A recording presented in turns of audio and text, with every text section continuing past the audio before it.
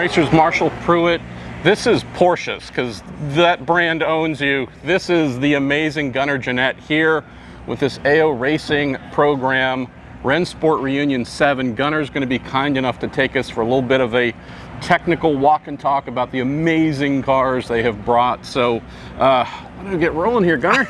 Yeah, no, it's super excited to be here with all of AO Racing's fleet, which compromises some real significant cars brought by PJ Hyatt and Rodrigo Salas. So let's walk you through. All right, so in no particular order how the cars are staged, we'll just sort of start here and walk down. Hero Mobile. Yeah. One of my true all-time favorite motor racing vehicles.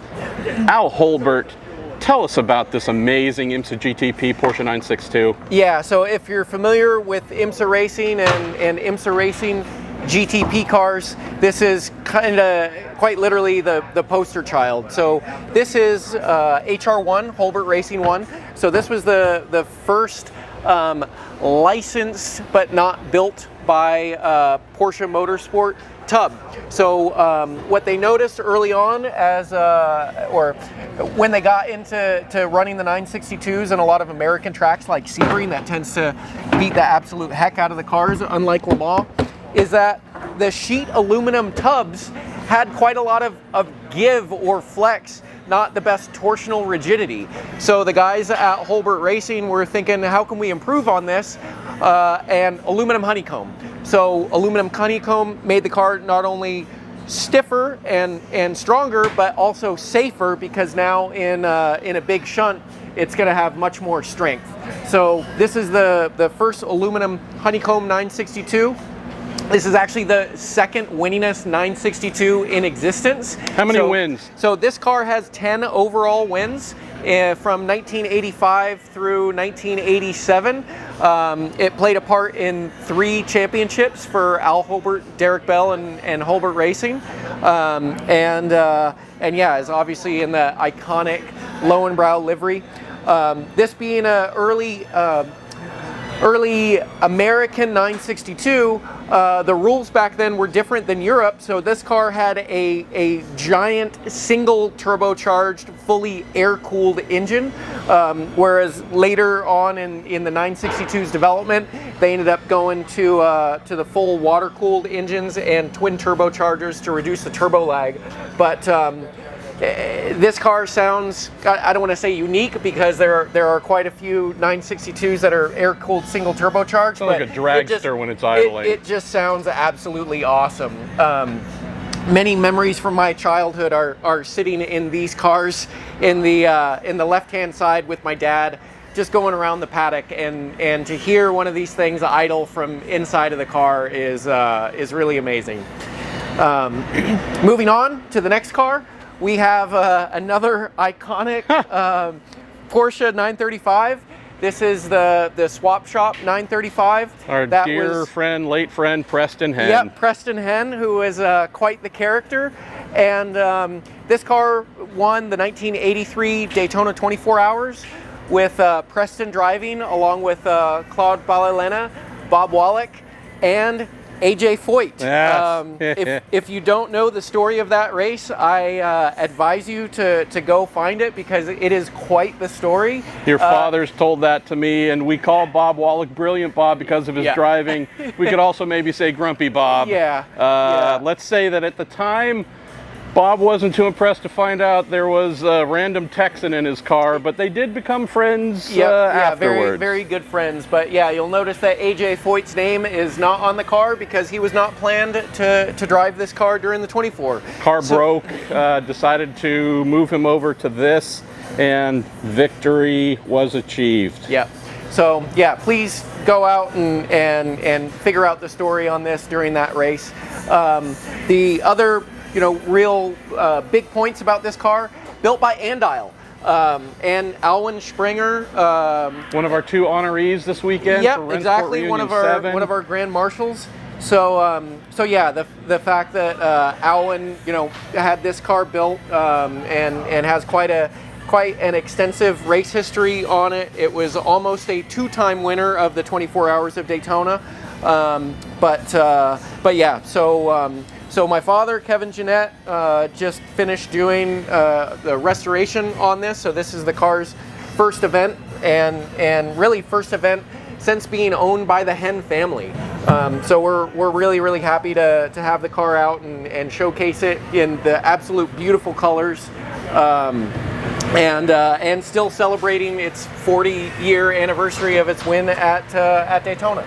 You know, another thing that I love, Gunnar, is I always think of 934s, but primarily 935s as the most excess when it comes to bodywork and many things. Yeah. But if we're talking about just sheer yardage of extra overhang, the back of the car, you look at this engine cover, this wing, this entire structure, you just look at the slope, you look at where the front axle is, and you look at all the extra bodywork applied, just in terms of extreme and amazing and creative. If you don't love this car, I'd say you probably don't love the spirit of motor racing, because this is just wild in every capacity. Yeah, absolutely. So moving on from this to something very modern. Maybe the most popular race car of 2023. I don't feel like I'm overselling it. Who's this? You introduced us to this fine edition at Sebring, I believe. And Yep. It has become a sensation worldwide. Yeah, so this is Rexy. This is our 2023 992 GT3R, or as we call it, the GT3 RAR, that we're racing in the IMSA WeatherTech Championship this year in the GTD category. We introduced the car at the Sebring 12 Hours, and it was such a hit that we figured, you know what, why not take Rexy to Le Mans? So we did end up putting the livery on our 2019 RSR that currently races in the World Endurance Championship in the GTE class, and yeah, needless to say, Rexy was a hit at Le Mans as well. Talk about that for a minute, Gunnar, because normally when you and I think of classic historic race cars, of which we have so many here, it's about the on-track achievement, or maybe it's the way they looked or the sounds they made. This ticks all of those boxes, but instantly, because every child within 100 miles of Sebring or any other track wanted to come up and pet Rexy. Tell me about the cultural impact you guys have made. I mean, we've been really pleased with everybody's response for Rexy, and the fact that it has become, you know, a fan favorite and a family favorite. And we've actually started doing events that we called the Rexy Roundup at racetracks, where we're encouraging families to come out, bring a stuffed dinosaur, bring a dinosaur shirt, any Rexy wear, and we'll get the kids around, get them to see the car. You know, we'll let some of them sit in it occasionally, but to see the enthusiasm for that at the racetracks, and to have the parents come up and tell us, you know, the only reason that we came here is because our kids wanted to go meet Rexy, just means so much to us, and you know, hopefully does a lot for the future of sports car racing and IMSA specifically. Didn't you mention there's some Hot Wheels maybe? Yeah. So Hot Wheels has been an awesome partner throughout the year, and this weekend is very exciting because they are bringing their prototype Hot Wheels Rexy. So we cannot wait to see it. Wow. Hot Wheels has a huge presence here at Rennsport. Hot Wheels and Porsche have had a long relationship, and yeah, we will be doing a reveal for the Hot Wheels Rexy. So yeah, stay tuned. We'll be putting that out, and it'll be coming to stores sometime in 2024, but we're not exactly sure when that's going to be yet. Let's look at one of my absolute favorites. Porsche RS Spider dominated the American Le Mans Series in LMP2, this being the second generation of the RS Spider. Oh boy. Yeah, tell folks about this. This is it. I mean, that generation was, you know, it was the American Le Mans Series. The rules were made so that people could do an LMP2 car that could compete with an LMP1 car. Porsche read the rules and said, you know what, we want to do that. We want to go up against Audi and Peugeot and the other manufacturers in LMP1 with an LMP2 car. And so what they came up with here, like you said, this is the Evo car. So this raced in 2007 and 2008. This car in particular won a couple of races overall, a couple more in class, with the most famous of that being the Petit Le Mans win with Ryan Briscoe and Helio Castroneves. This car is powered by a 3.4 liter V8, which actually ended up being the base engine that they used for the 918 street car. And now the Porsche 963 Hybrid GTP. Yeah, exactly. It only weighs, I mean, the regs sort of changed throughout the years, but 800 kilograms. So it was significantly lighter than the P1 cars. It also had a little bit smaller tire, but the downforce that this thing made, all of the suspension for how good the mechanical grip was, and those Michelin Confidential tires. I can say I've been pretty fortunate to drive lots of different things in my life, and the RS Spyder is without a doubt the best car that I have ever driven. It is absolutely amazing around here, and yeah, certainly a great era of motorsports. You have to excuse the non-covered seat. That's okay. That's not a problem at all. But yeah, this thing was wicked, terrorized the American Le Mans series for many years. Run this in particular factory with Roger Penske. And Porsche has a pretty amazing history in America with prototypes. But right behind you, another is the prototype beater. Yeah, a big part of how we get those prototype drivers. Tell us about this. Yeah, so so throughout Porsche's history, obviously they've done lots of GT racing, and occasionally you'll have that moment where the stars align and everything comes out where one of those GT car wins overall. It's happened at the 24 Hours of Daytona, it's happened at the 12 Hours of Sebring, and this was the car that did it at Petit Le Mans. 2015. In 2015, racing against the Daytona prototypes, the GT Le Mans class that this was in, they had Michelin tires, and there was torrential downpour, and man, those Michelin wets just made this thing absolutely magic in the wet. And Patrick Pilet, Nick Tandy, and Richard Leitz took it to the prototype boys and pretty much shamed everybody out there. Porsches are famous for being great in the rain, and this is certainly one of the cars that proves it. It won the race overall, and it has a cool story because Patrick Pilet actually was able to buy it from the Porsche factory. And last year, Patrick said, you know, I'm not sure how long I want to keep the car. You know, would there maybe be somebody interested in you know, taking over not just ownership, but stewardship of it as well. Stewardship of the car, and for that, you know, you don't want the car to just go into some collection in the Middle East and just never be seen again, like some other historic Porsches have. It's not meant to be wall art. No, exactly, and so Rodrigo Sales, who oddly enough owns some of those other giant beaters. He owns the 1973 Sebring overall winning RSR. Thought, you know what, this is going to be an absolute amazing addition to the collection, and so yeah, we were able to get the car for Rodrigo, and now here it is at Rennsport to show everybody what it can do. So Gunnar, for every amazing Rexy or Lexy, you also love your history as well, and this has been a passion project. Tell me about the history and thought behind this livery. Yeah, so this has been a real fun project. So this car is a model year 2017 RSR. Oddly enough, it's positioned next to its inspiration. Our 1990 962. Anybody familiar with Porsche racing and the history, you'll have seen many famous Porsche race cars with the Fat International or Fat Turbo Express branding and sponsorship from the 80s, 90s, and early 2000s.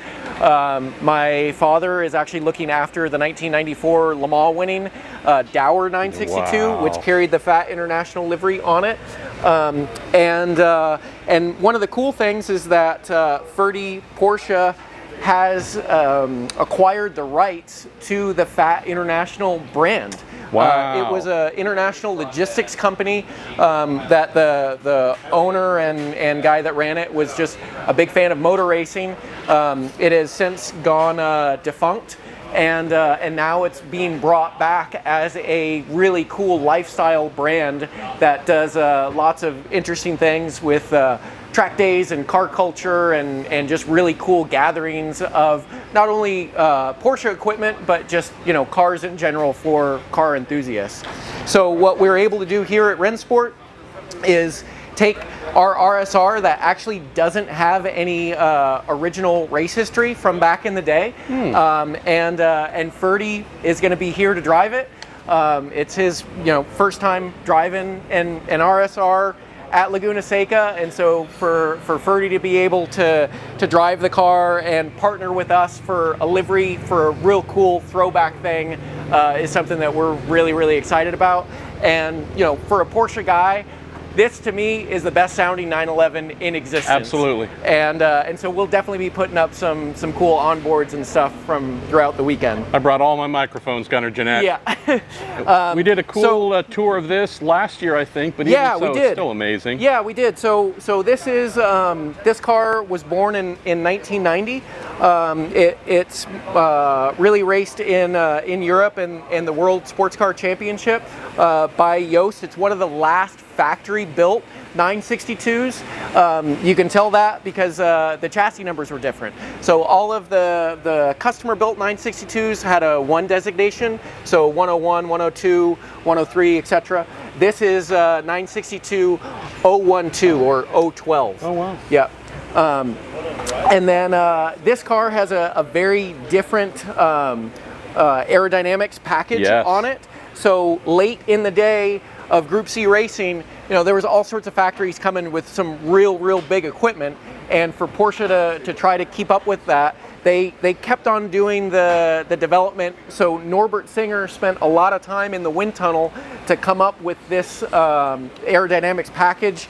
It looks like a 962, but when you actually start looking at it closer, it's like, oh, the nose is extended. Oh, this is different. And oh, that's different. The mother of all wings and at the yeah, back. the mother of all Porsche wings, which I was actually just telling somebody earlier. You know, this wing is called I think, not the technical term, but everybody refers to them as biplane rear wings. Yep. This was first seen on the Jaguar XJR 14, which was developed by one Ross Braun. Not sure what he's done. Yeah. So this wing is really cool in that these cars have tunnels. The tunnel ends, you know, just here, and so they thought, well, you know, a cool way to extend the tunnel and get more downforce for no drag penalty is this lower plane of the wing, which basically becomes a tunnel extractor. So you'll see any of the cars that run these wings tend to run a lot of angle or flap on this bottom one, and then what that allows you to do is not run very much top flap for the aerodynamic drag, but especially in this livery, I mean, it's just personally, I think one of the coolest looking 962s ever made. I mean, look, we even have old school support struts here to keep tension on the wing. So yeah, so we started this whole video, if you've managed to make it through it, which by the way, thank you. But the first car was an American 962, like we said. Single plug, air cooled, single turbo. So 3.2 liter flat six. Yep, right? 3.2 liter flat six. So at the end of the evolution, full water cooled, so water cooled cylinders and heads. These were twin plugs, twin turbos, and then obviously a much different electronics package. You know, the Bosch box was about that big instead of the very early Motronic stuff. When we ran it last year, you can see there's a little port in the side, and you can plug into that with what looks like a vintage large computer or fax machine. And we had one Alwyn Springer come and plug into that with mil-spec cap with the VM2000, and he types on it and he gets a little printout that looks like a receipt that says the boost that was used, the revs that it's seen. And when Alwyn prints that out and goes, yeah, good job, yeah, boost was good, temperatures were good, you didn't over rev it, like, that for me was a really cool moment, and I actually still have that little printout saved. That's phenomenal. So that's the tour under AO Racing. So thank you guys for watching.